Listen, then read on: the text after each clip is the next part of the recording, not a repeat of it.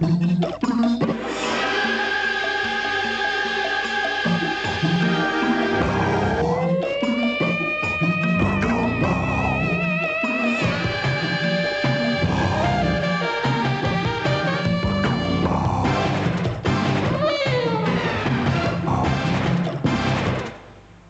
y a les Césars et les Victoires. Il y a les Molières. Il y a les 7 d'or et les dés d'or. Il y a les Minerves et les Lions. Et bientôt, il y aura les Zéniths. Eh bien, désormais, il faudra aussi compter avec les canards de culture pub.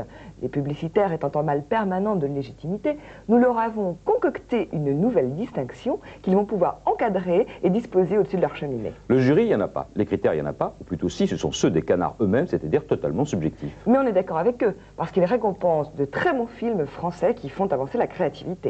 Quant à la saga, elle sera dédiée cette fois à la plus ancienne des marques de notre société occidentale et fatale, Schweppes. Elle est aussi dédiée à ceux qui se prennent des bitures le samedi soir au fond des boîtes à tel point qu'ils ne se souviennent même plus quelle était la marque de gin de leur gin tonic, mais qui en revanche se souviennent très bien que leur tonic c'était du Schweppes. Si vous n'avez pas tout compris, c'est pas grave, vous pouvez vous reposer en regardant tout de suite Planète Pub, c'est facile, c'est pas cher. C'est toi qui le dis. Et ça rapporte de grosses émotions. Le Vatican aurait-il besoin d'argent? Il paraît que oui. L'institution religieuse accuserait un déficit d'environ 600 millions de francs. Et pour inciter ses fidèles à donner, le Vatican a eu l'idée de faire une campagne de pub en leur proposant de payer une partie de leurs impôts à Dieu directement. Rusé, non? Con una firma sulla dichiarazione dei redditi, senza versare soldi in più, puoi decidere a chi affidare l'8 per 1000 dell'IRPEF per scopi umanitari e caritativi. Oltre che per favorire l'impegno dei sacerdoti verso il prossimo, noi spendiamo energie e mezzi per le famiglie, i bambini, i tossicodipendenti, gli emarginati, il terzo mondo. Ricordati di firmare. Senza il tuo aiuto non possiamo fare miracoli.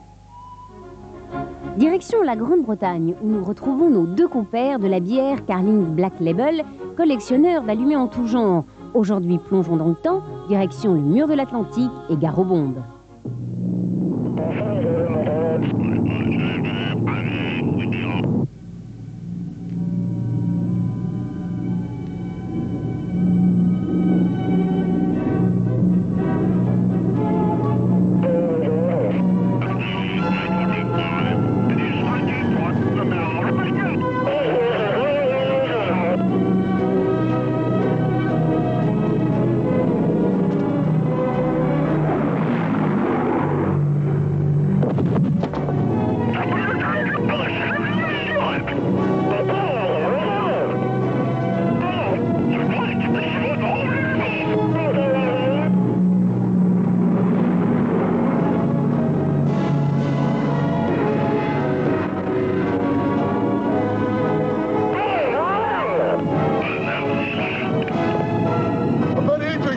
Black Label. Your best bet for a fuller flavor. Le prestige de l'eau française s'exporte bien. Après Perrier, c'est l'eau d'Évian qui augmente régulièrement ses ventes outre-Atlantique. Normal, Évian s'est positionné sur un créneau de choix pour les Américains, la santé. À 2 $ la bouteille, c'est quand même cher payé. Morning. 365 chances every year to start doing something healthy. To keep yourself in balance. And day after day is Evian natural spring water from the French Alps. Like a new morning, it's always there for you to do something healthy. Mesdames, messieurs, en direct du Palais des Glaces, la première nuit des canards de la pub.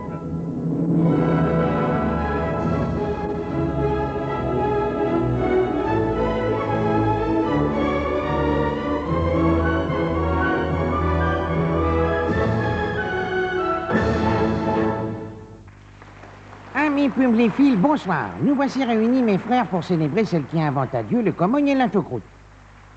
J'ai nommé notre mère nourricière la publicité française. Il est notre père spirituel. Depuis Los Angeles, il est le président de notre soirée. Faites-lui l'ovation qu'il mérite. Wow. Merci, merci, les Français. Vous êtes formidables. Je déclare ouverte la première nuit des canards de la pub. C'est la danse des pubards, des pubards, des pubards. C'est la danse des pubards, des pubards, des pubards. Le canard du meilleur spot jeunesse est attribué à... Suspense. Spring-Gum.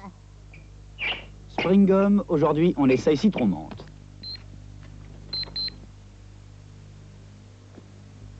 Ça fait pas pareil. C'est normal, c'est pas le même. C'est Bernard Bureau, directeur de création chez Old Willy et réalisateur du film, qui vient chercher son prix.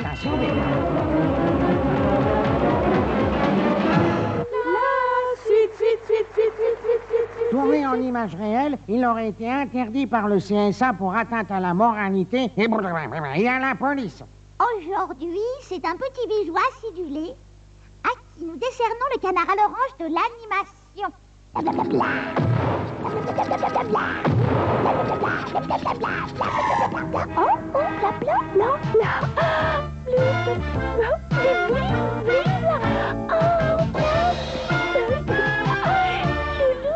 Bonbon Skittles, une fâcheuse tendance à donner du piquant. Et voici la vedette du film. Non, on est en direct enfin. Et si on pleurait un peu, et si on pleurait un petit peu. Oh, allô de la pub, cette année fut rude. Nous avons perdu 3 génies de notre corporation. Merci de ne pas applaudir. Jean Paquechotte est là. Il a tout abandonné. Bernard Logault est là. Il a craqué. Le responsable, Granini. Aucun publicitaire au monde ne peut vous dire à quel point Granini est bon.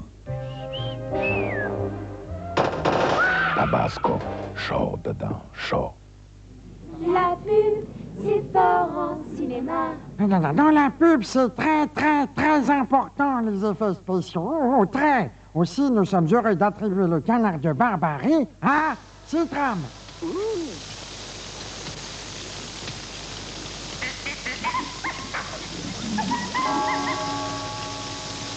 Si vous ne prenez pas une Citram, vous risquez de prendre une gamelle.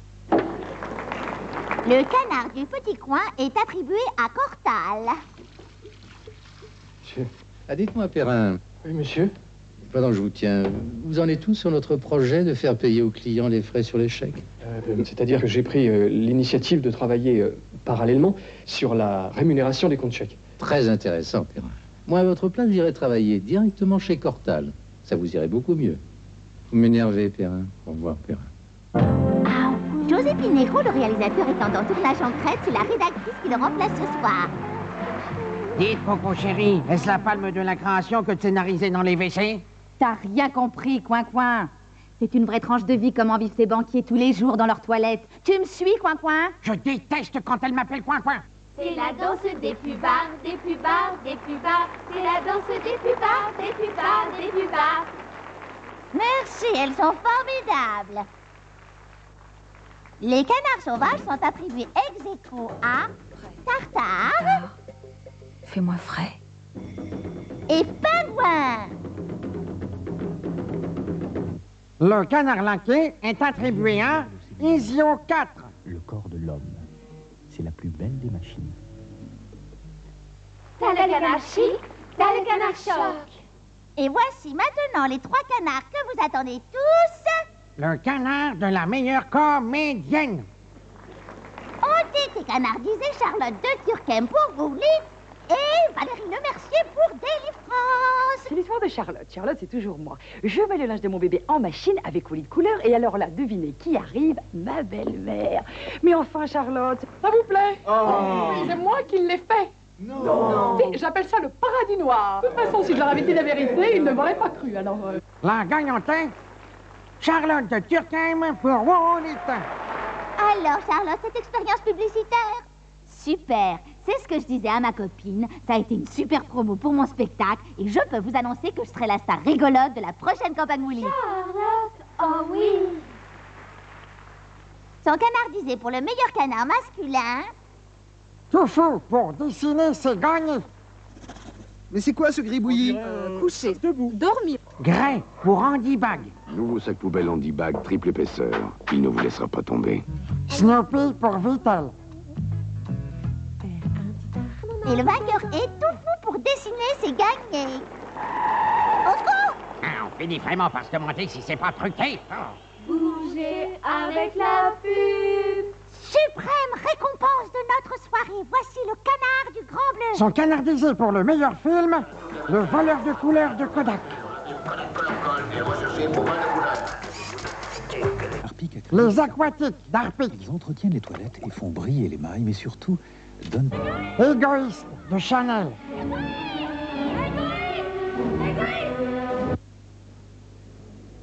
Et le gagnant est... Suspense. Les aquatiques d'Arpic. Arpic a créé les aquatiques. Ils entretiennent les toilettes et font briller les mailles, mais surtout donnent à l'eau une merveilleuse couleur bleu lagon. Et c'est la vue que vous aviez de votre chambre. Oui, Regarde. Oh, quel paradis. Eh bien, tu vois, Charles, quand c'est comme ça, je me baigne.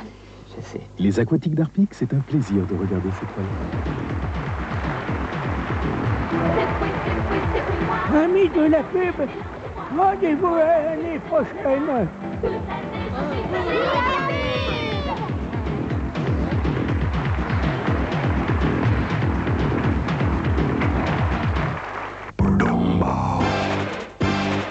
Vous avez vu les pubs qui sortent en ce moment?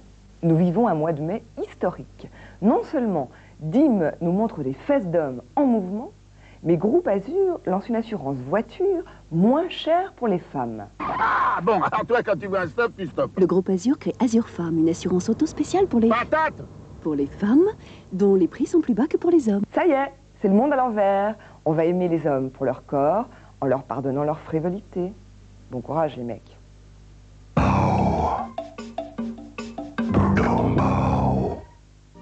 Tintinophiles de tous les pays, réjouissez-vous. Le secteur privé M6 et le secteur public FR3 ont signé un accord de coproduction historique. Il s'agit de réaliser 52 dessins animés de Tintin avec un budget total de 119 millions de francs. Les épisodes dureront chacun 26 minutes et seront diffusés en 91 sur la 3 et en 92 sur la 6. Ils respectent scrupuleusement les scénarios des albums créés par Hergé, avec toutefois quelques adaptations. Notamment, le capitaine Haddock ne boira pas de whisky et il y aura plus de femmes que dans les albums de Tintin. En attendant avec impatience la diffusion, voici les toutes premières images produites par les sociétés Ellipse en France et Nelvana au Canada. Je vous laisse vous régaler.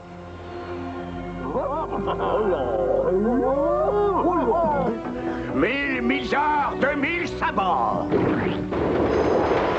Milou! Milou, où es-tu?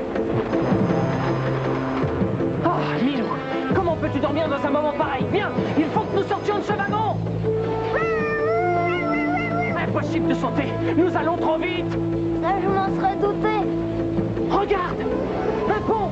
Une rivière! C'est le moment! Prêt? Non! Allons-y! Je déteste l'eau!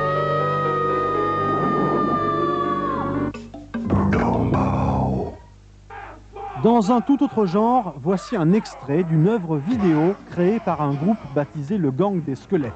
Cette création vidéastique, intitulée Carnage TV, sera bientôt diffusée sur Canal+, mais, et ça c'est nouveau, elle est déjà disponible en cassette vidéo, vendue en librairie et magasin de disques. La société qui a produit Carnage TV, Terminal Image, espère ainsi rapprocher le grand public de la création vidéo contemporaine. Et ben, bon courage!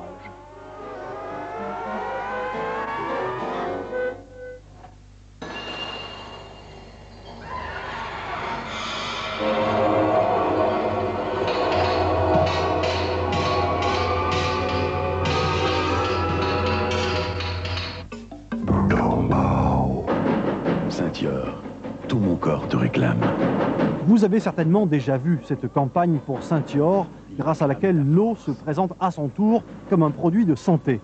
Mais avez-vous bien écouté la musique de cette pub? Il réclame ton goût. Il réclame ton énergie. Cette bande-son est l'œuvre du groupe Les Tambours du Bronx. Le Bronx est en fait le surnom d'un quartier de Nevers où habitent tous les musiciens du groupe. Ce sont tous des amateurs qui font ça pendant leur temps libre ou leur congé. Rappelez-vous, Jean-Paul Goude les avait invités dans le défilé du bicentenaire. Et les Tambours du Bronx viennent de sortir un disque. C'est Jean Feldman, le patron de l'agence FCA, qui a eu l'excellente idée d'utiliser ces étonnants musiciens pour la pub Saint-Yor.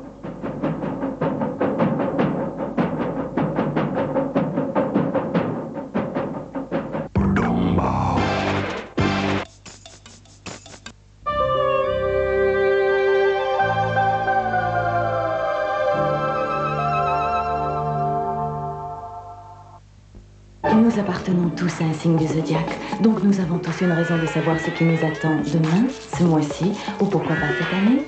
Logique, non?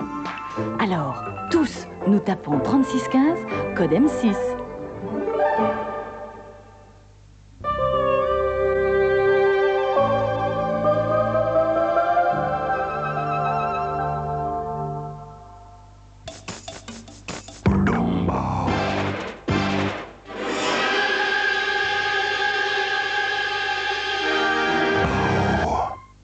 Vous aimez le gin tonic? Moi j'adore. Mais avez-vous remarqué que si la marque de gin changeait, le tonic, lui, était toujours le même, du Schweppes. 10% du volume de Schweppes sont bu avec du gin. Schweppes Indian Tonic est l'une des plus anciennes sagas que nous allons vous raconter. Elle date du XVIIIe siècle. Il s'en vend chaque année en France 190 millions de bouteilles. Le Schweppes que vous buvez aujourd'hui est né en 2 étapes. En 1783, un joaillier, Jacob Schweppes, invente la première eau minérale gazeuse. Il crée son entreprise à Londres et devient même fournisseur de la couronne britannique. Deuxième étape, 1870, les Anglais aux Indes, pour combattre la fièvre, mélangent la quinine avec de l'eau, du citron, du sucre et du gin. De retour au pays, ils continuent à consommer cette boisson, mais remplacent l'eau plate par du Schweppes. Ça y est, l'Indian Tonic est né. 1939, Schweppes n'est plus distribué pendant la guerre, mais il continue de faire de la pub. Il lance même un nouveau pays, le Shropshire, pour préparer son retour, qui aura lieu en 1948. 1960, Schweppes s'exporte dans le monde entier. Aux USA, c'est le patron même de la filiale américaine, le commandant Whitehead, qui fait l'acteur. En Grande-Bretagne, on choisit un comédien débutant, Benny Hill. Schweppes est tellement connu qu'il pousse le snobisme jusqu'à ne plus dire son nom. Osez. When you add it to gin or vodka, its strength bursts to the top of the glass, bringing the spirit to life. The difference is almost frightening. Ask for it by the simple code name. You know what it is. Tonic water by you-know-who. Attention, si vous aimez les animaux, accrochez-vous. Only you-know-who's tonic water has the secret of a subtle, bitter-sweet effervescence. And the good manners not to spoil good gin. 1970. À Paris, la notoriété de Schweppes est telle qu'il devient l'image même de l'Angleterre et du raffinement. 1980. Schweppes retrouve un concept inventé en 1950, le Schwepping. Chaque pays le traduit à sa manière. En France, cela veut dire prendre la vie du bon côté. Faites un peu de Schwepping. Mais au bureau, je leur ai dit, il faut informatiser le service. Informatiser? Bon, je sais, tu vas me dire le ratio. Mais non, tu passes tout en CBX 3000, tout en digital. Tu te rends compte? L'efficacité. Fais un peu de Schwepping. La vie n'est pas si compliquée, elle a ses bons côtés. Prenons plutôt la vie du côté Schwepping. Schwepping. Oui, mais alors d'un autre côté, tu comprends, si tout le monde fait du Schwepping, l'efficacité. En Espagne, le Schwepping signifie voyager dans le temps. Le Français Patrick Lecoq devient un héros et rencontre Tarzan. Pocos que todavía no hace Schwepping. ¿Schwepping? Sí, disfrutar como un salvaje de la tónica Schweppes. Verás qué saltos pegas y qué bien te sale el grito. Yo hacer Schwepping, tú saltar conmigo. No.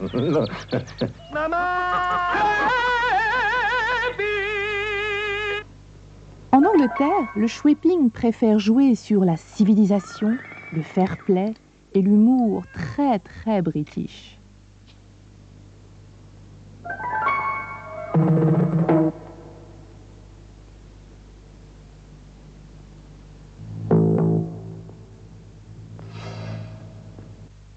Just in case anyone drops in, Schwepping, as seen on TV. And now, monsieur, the sliced Bolivian crab with devilled truffles and a bit of Tahitian seaweed. Voilà. Something to drink, monsieur? Well, I did come here for something to eat, but strike Schweppes with that. Nothing else, sir? Oh, Julien de citron, naturel. What? Slice of lemon?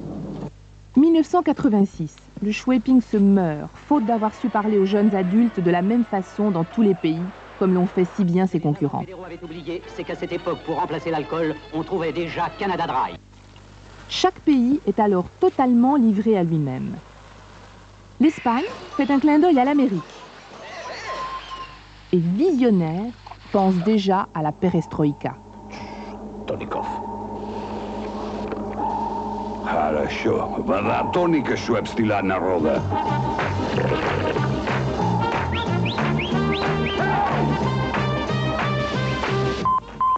Capitalisti.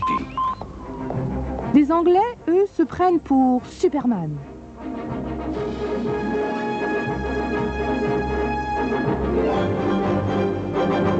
It has to be. It can only be.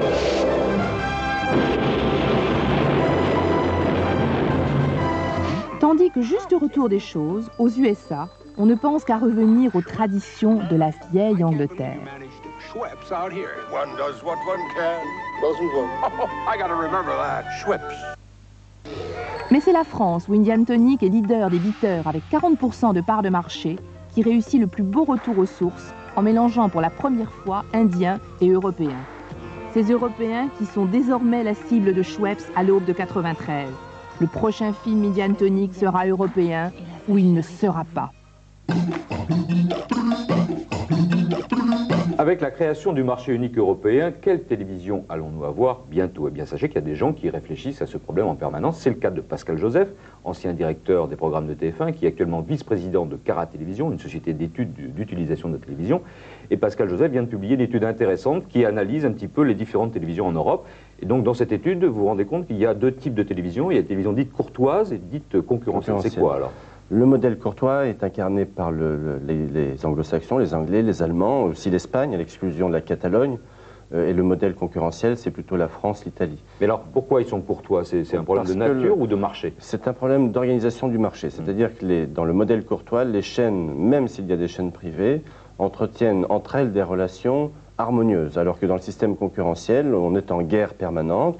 Il est clair que c'est la dérégulation des systèmes télévisuels et la multiplication des chaînes qui permettent au système concurrentiel aujourd'hui de progresser rapidement. Cela dit, notre étude tente à montrer que le système concurrentiel porte en lui ses propres limites. Si vous voulez, à partir... Alors, oui, mais la France donc, est actuellement dans un système concurrentiel. Est-ce qu'on s'oriente vers un système courtois pour la France? Non pas vers un système courtois, mais vers... Pour l'instant, c'est pas le cas, quoi. Non, là, on en est loin.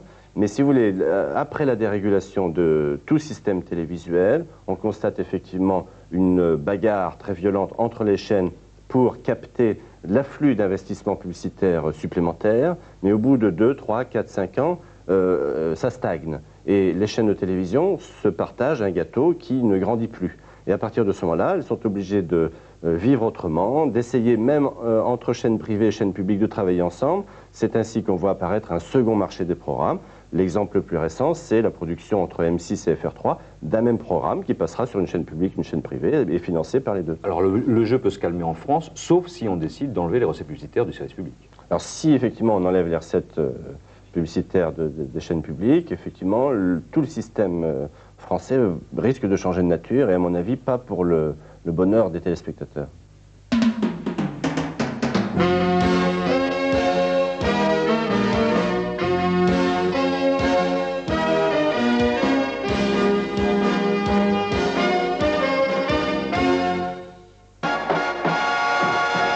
Après 9 mois de cancan, quoi de plus normal que votre rubrique favorite récompense les plus notoires de ces têtes de Turcs?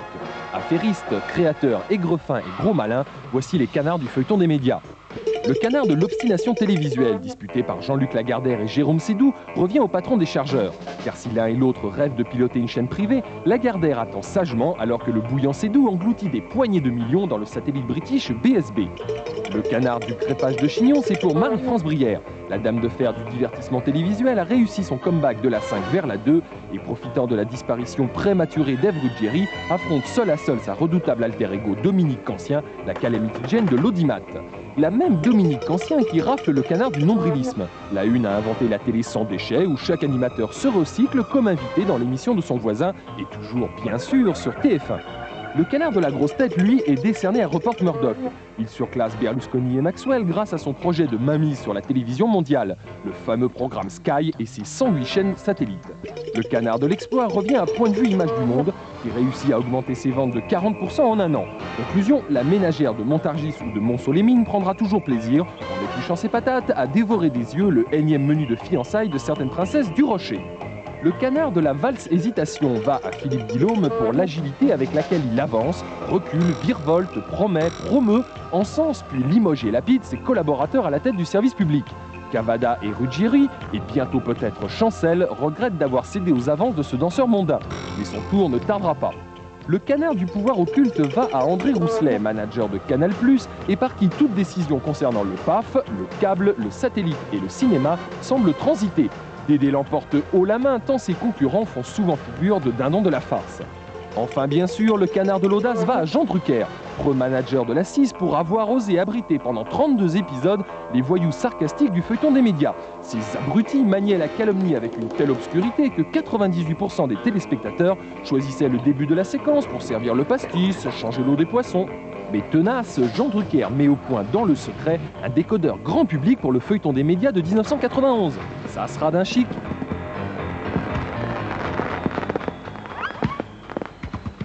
Savez-vous quel est le vénard qui prend ses vacances du 13 mai au 13 septembre? Eh bien, c'est le producteur de Culture Pub, en l'occurrence, nous. C'est pas qu'on est flemmard, mais c'est comme ça.